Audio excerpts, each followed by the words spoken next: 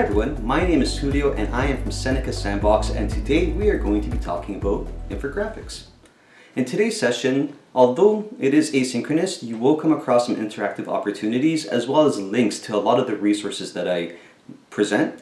Now, if you do have any questions, you can reach out to the Sandbox for that type of support, but I'll get into that a little bit later on. For now, let's look at today's agenda. Today we are going to be covering quite a bit. First, we're going to start off with some helpful resources. Then we'll look at what infographics are. After that, we'll talk about why we use infographics, types of infographics, and finally, how you can go about creating your own infographic.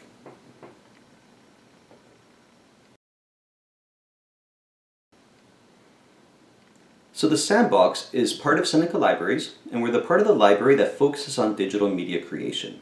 So what that means is we're here to help you create media.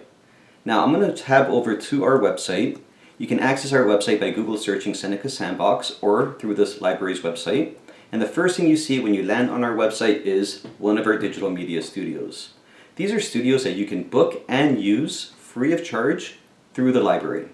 Now, our digital media studios are chock full of great equipment that you can use, but there is someone on staff to assist you in case you have any questions. If you have any questions about our studios, do reach out or visit our website. For now, let's scroll down and look at some of our Sandbox services. Starting on the right, we have digital media appointments. This is your opportunity to connect with myself or one of my colleagues to help you through some of the hurdles you might come across when creating media. So in that, if you have any questions, especially about today's session, that you'd like to have speak to someone about, you can reach out to us through this appointment and we'll connect with you via email, online, over Zoom, whatever works best for you to help you get unstuck. We also have online learning resources. These are great resources that walk you through the process of creating media, and there's a variety of types of medias that you can choose from. In today's session, we are going to be looking at creating infographics module. A lot of the content that I'll cover today you'll find in more detail within this module, as well as a lot of the tools and resources that I speak about. And through our website, you can also book our 3D printers and our studios. Each of these tabs have a lot more information on those resources if you're curious. Now, I wouldn't be part of the library if I did not pick up a lot of the great work that goes on in the library. If you need help with your citations or your research, you can reach out to the library through their website, and you can take advantage of a lot of the great resources on their website as well. The Ask Us service is great. This is where you connect with an actual live person who can help you with those types of questions.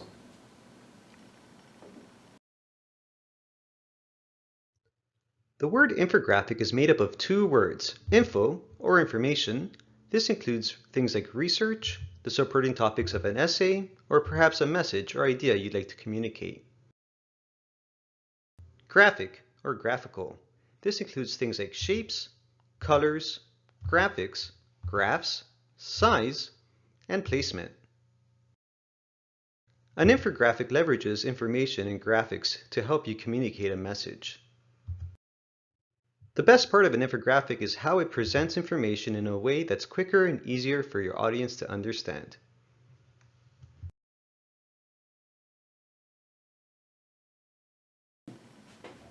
So now that we know that infographics is a compound word that's made up of the word information and graphics, we can kind of start to see how infographics plays a very fundamental role in our day-to-day. If we look at things like road signs, advertisements, social media, maps, you can really see how we've really gravitated towards a much more visual way of presenting information. Especially with social media, like if we consider what used to be called Twitter 10 years ago to like TikTok or Instagram today, you can see that how we really progressed from something that's text-based over to something that's a lot more visual. And that's for good reason. Infographics are a great way to deliver a message in a way that your audience can not only be more receptive to the message, but also retain what you're saying. By allowing your audience to embed themselves a little bit more in how they read the message, decipher it, and how they interact with what you're saying, means that they're going to have more opportunity to remember what you're saying and what you're trying to, what you're saying.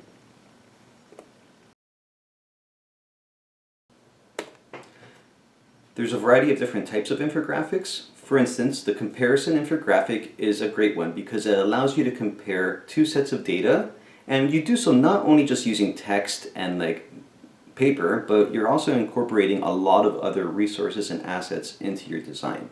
So if we look at this example on my screen, we have geeks versus hipsters. And right off the bat, I can almost draw a line down the center of this infographic and see how the information is divided. So we're using placement to help deliver the message that we're trying to deliver here, but we're also using things like color, graphics, text, shapes to also help reinforce that message and to make things a lot more clear for our audience. I kind of love charts. I think charts are so interesting because they empower the audience. And what I mean by that is, let's say I'm looking at this particular chart here, and me, myself, I'm only interested to learn more about lemons. I can, in a split second, identify the information that I want to learn about, in this case lemons, and just isolate that and ignore everything else. And then, as an example, someone else might come to the same infographics, but all they really care about is cantaloupes. Same deal. They can ignore all the information that does not pertain to them, but focus on cantaloupes. Now, of course, we could have written this out in paragraph format and then just read and skimmed and found the information that we were looking for, but this presents that information in a way that's a lot quicker to digest and to connect your audience with what they're actually looking for in your infographic. Timelines are pretty straightforward. They're essentially a line, and then the information is plotted in a chronological order. That chronological order is reinforced by images, by text, by shapes, by colors as well. But the principal key to organizing a timeline is that actual timeline. Articles are great as well, in that they're probably the closest thing that we can get to a visual essay without it actually becoming an essay. Sorry, in this visual story, we look at the topic and we look at how information is placed. For instance, if I gravitate to the top of this infographic, I can see what is pretty much a thesis. Now, I'm kind of making assumptions here. I'm assuming my audience is going to look at this infographic and that their eyes are going to the top of the page. And this could be a little culturally biased, but I'm also going to assume that maybe they'll start on the left side of the page, skim to the right, and then continue going downwards. And you can see how this infographic takes that assumption into consideration when plotting how the information is laid out, where you have the thesis to start off with. Then after the thesis is read by the audience, they're probably going to move down and move towards number 1, and then read what's in number 1, and then move to topic number 2, topic number 3, and then continue that downward scanning. This is very helpful when you're starting to decide how you want to plot your message and how you kind of assume your audience will be interacting with the information that you're presenting on your infographic. Data visualization is an interesting infographic or a type of infographic because, well, I see it become so important in a variety of different industries and fields. So if we look at raw data, it can become very cryptic in that I look at this and all I see is a sea of numbers. Now I know that perhaps if I was to get column O and add it with column J and then compare it to last year's column O and column J, I might get some relevant information off of this very dense raw data. And that's what data visualization essentially does. It allows your audience to see the calculated, forward-facing interpretation of data that's automatically done on the back end. Now, usually with data visualization, your infographic is live in that when you put more data into the spreadsheet, it represents it a lot more, like it updates the infographic or updates the visualization automatically. When creating your infographic, there is something that I always like to take a step back and give a little bit more consideration to words. And that is, what am I trying to say? And I know this sounds a little bit basic or straightforward, especially considering when you're at the point that you're creating an infographic, you probably have a pretty good idea of what you're trying to communicate. But I always like to revolve this or recenter this to my audience. Your audience really impacts how you create your infographic as well as the information that you share in your infographic. As an example, Let's say you are creating an infographic on the topic of climate change, and you know your audience is school children. Maybe they're 10 to 12 years old, a little bit on the younger side, but the topic is still climate change. Now, how would your infographic look like? What colors would you use? What graphics would you use? What tone would you take? What information would you include in your infographic? What information would you not include in your infographic? Now, same example, you're making an infographic on climate change, but this time your audience changes, and now you're making an infographic for your colleagues or your professor, or maybe a room full of climate change deniers. Even though the topic is the same, how does that infographic change? Again, what information are you bringing in? What are you leaving out? What sort of visuals are you using now that you know you're catering to a different audience? Another thing we want to consider is, what are we hoping to do with their infographic? Are we hoping to inform someone of a topic? Are we hoping to teach something? Are we hoping to make someone laugh or be comedic? A lot of that really helps influence how you present your information, as well as what information you bring in. Now, bringing it back to your audience, it's a good idea to also play an empathetic role into how or what information you think your audience might want from your infographic. Because you want to make sure that you're trying your best to answer the questions that they'll bring forward when looking at your infographic. And let me use this one infographic as an example. I love this infographic. I think it's from a very dynamic social media channel that I do suggest you check out because their content is really great. This infographic is watermelon popularity, and on face value it makes sense pretty quickly. Like, I look at this, I see this Eden watermelon rind, and then I look at the bottom and I see the months of the year, and I can see that June, July, August, the most watermelons are being consumed. Not so much January, February, not so much October, November, December.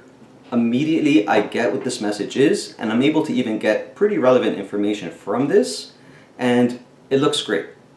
Now let's say me, the audience, looks at this infographic and wants to know how many more watermelons were consumed in July than February.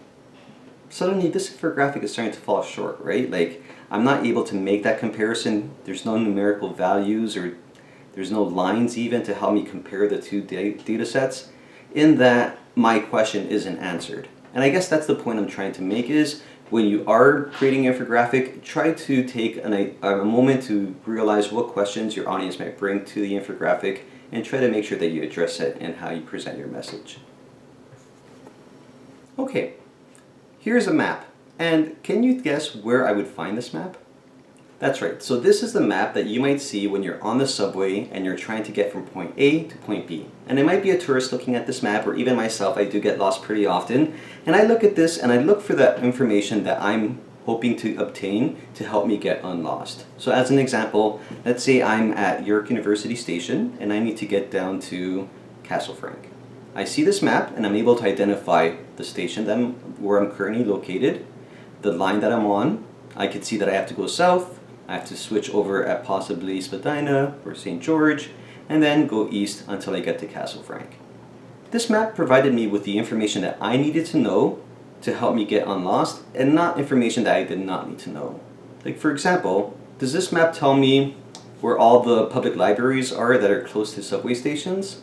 No. Even though that information might be correct, it doesn't necessarily mean it's helpful. Like, as an example, let's say I'm lost on that subway and this is how the map looked like. No information on the lines, no information on the station names, where to go, but there's walking distance information from one station to the next, how long it takes to walk from one station to the next. Now, this might be helpful if I was doing a walking tour of Toronto, but it wouldn't really help me get unlost. So although this information might be accurate, even down to the minute, if it's not the right type of information that your audience needs, then it probably shouldn't make it onto your infographic. And this reverts back to taking that empathetic perspective of what your information your audience might want from your infographic, and in that same thought, what information would they not need when looking at your infographic. Let's take a moment and think about this activity. Now, you're tasked with making a video, or let's say an infographic, on the topic of how to make toast. What information would you include in that video? What would be very important for an audience to know when they're making toast. And let's say this video or this infographic has to be very short and concise. Maybe it's a 2-minute video, maybe it's a 1-page infographic. What information will become overload and shouldn't be included in this video? Now, the process of moving from text-based research to something that's visual is not an easy one, and it can be pretty daunting if you haven't done a lot of this in the past. Now, one thing that I find is very helpful is to take a step in between where you take a moment to start to visualize how your infographic could look like. In this case, you don't necessarily have to start drawing out your infographic by hand, but rather taking a moment to think about where you're going to place your information can really help you further along in the build. So it could just very well you be drawing some shapes where you might want to have your topic point, or where you might want to have your first major point that you want your audience to read after they read your title. Then you start thinking about graphics as well, and you can have placeholders where you may have some visuals that you want to bring in a little bit later on in the build. But that intermediate step of just wireframing what your infographic could look like could be that helpful step that you might want to take to help you change from text-based research to something that's a little bit more visual. Now, I did mention that the Sandbox has a great resource on creating infographics. Let's take a quick look at that here. On this resource, if I go to the Planning Your Infographics page and I scan down towards the bottom, I'll find a interactive tool that walks you through the process of creating an infographic. What essentially it does is it asks you a series of questions that you can briefly answer, and in that it'll help you think about some of the important aspects or topics or considerations when it comes to creating an infographic. So as you go through these questions, it'll ask you some very pointed questions, and then towards the end you'll have an option to export this as a document, and then that document can become a roadmap when you're building. I find it to be very helpful. Up until now, we've been talking about the research side of the infographic, but there is very much an important visual side to infographics. Now, when creating an infographic, you do want to make sure that you have great, concise research, but you also want to make sure that your infographic is visually pleasing and something that really supports your message. When designing an infographic, you might want to consider balancing two things: the form of the infographic and the function of the infographic. So when I say form, I mean, how does your infographic look like? Is it pretty? Are there colors? Are you happy with the colors that you've chosen? Are you happy with the graphics that you've chosen? But there's a function to your infographic as well, and we addressed this a little bit earlier on, where you should consider what your infographic is meant to do. Is it meant to be something comedic, or is it meant to be a teaching tool? Is it meant to deliver a specific message? So if your form and your function aren't balanced, then something's a little bit off with your infographic. Let's take a look at this PowerPoint slide. Now, this is a presentation slide that we've used as an example because it's not really a great one. And there's a few things wrong with this presentation slide. I wonder if you can fathom a guess what I think might be wrong with this slide. If I was to look at this slide, I can see that the images are a little bit misplaced. Some of them are right below some words, making them hard to read. Some of them are a little bit squished. But more to the point, these images also don't really help communicate the message. In this case, the topic is cognitive overload. And then I look at the amount of text on this infographic. Imagine I'm presenting on this topic of cognitive overload, and I have this slide above my shoulder as I'm presenting. And in that, I'm speaking, I'm being dynamic, I'm talking about the content that's on the slide, but there's also this big wall of text. Now, I guarantee you as the audience would do one of three things. One, you'll listen to me speak, but ignore the text that's on the slide. Two, you'll try to read what's on the slide and probably not really hear what I'm saying. Or three, you'll probably try to read what's on the slide, also listen to what I'm trying to say, but not do either very effectively. When you are working with text in your infographic, do try to be concise in how you present your message. Also, try to use images to help relay what you're trying to say instead of keeping that all text-based. Your infographic should be visual and graphic. It's in the name, and because of that, you don't want to be you don't want to be leaning too much on either visuals or graphics when you're communicating your message. Another thing to consider is that when you're using graphics that are not your own, you do want to make sure that you're using graphics that are cited for Creative Commons use, and that you're allowed to use. When you are citing graphics in your infographic, you can use what we refer to as the digital media citation style, and that's essentially you capturing 3 pieces of information: the name of the graphic, the name of the artist, and where you got it from. Tabbing over to this very helpful website, flaticon.com, I'm going to go ahead and search for a graphic.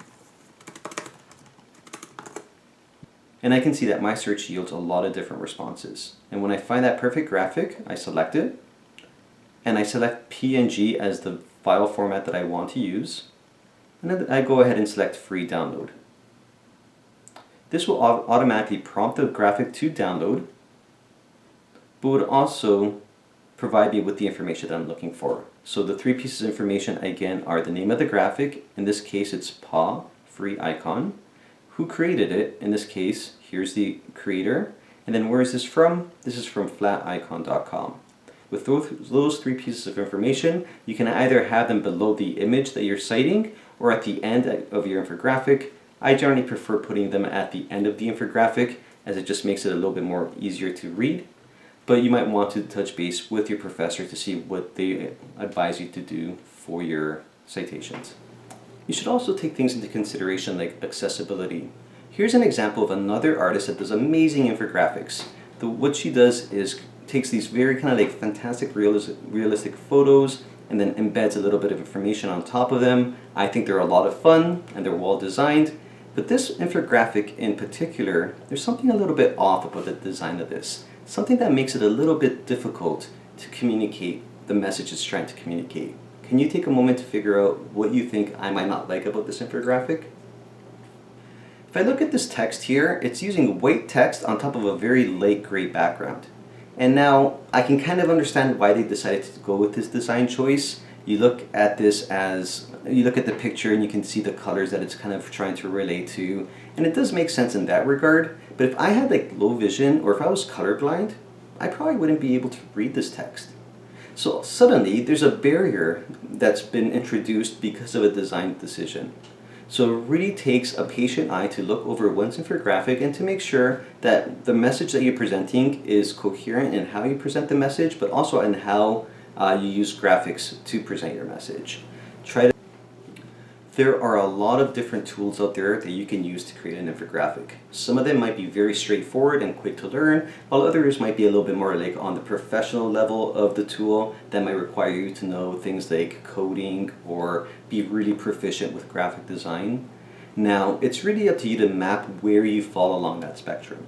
And there's no right answer or a wrong answer when choosing a tool for your infographic. Now, if you are familiar with something, I do suggest focusing on a tool that you already know how to use. That way you can spend more time building your infographic rather than learning a new tool. If you haven't ever used if you haven't built an infographic before, I will be suggesting a tool towards the end of this presentation.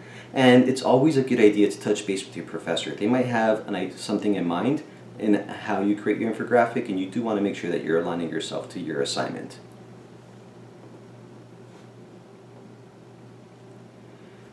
Now, a lot of these tools that are available for creating graphics and infographics do have AI components embedded into them.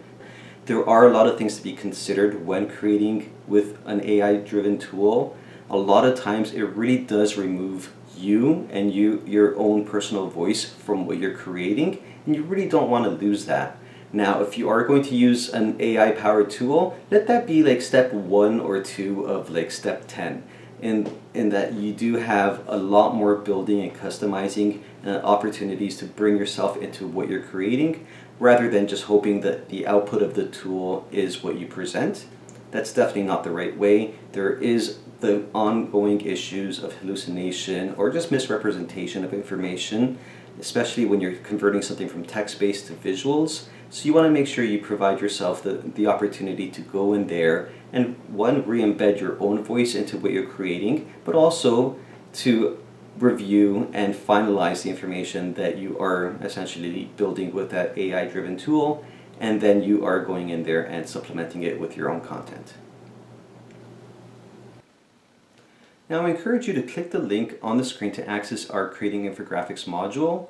In there, you'll find the how-to section to create your infographic, And in this section, you'll find a step-by-step walkthrough on how you can create an infographic using either PowerPoint or Canva. Now, if you have any questions with this, or you do want a little bit more of a hands-on presentation of how to use this tool, reach out to the Sandbox, go ahead and create that digital media appointment, and we'll connect with you one-to-one to help assist you. Well, I hope that was helpful. I hope today's infographic webinar did provide you with some insight on how to create your infographic. Again, reach out to us if you have any questions, but bye for now.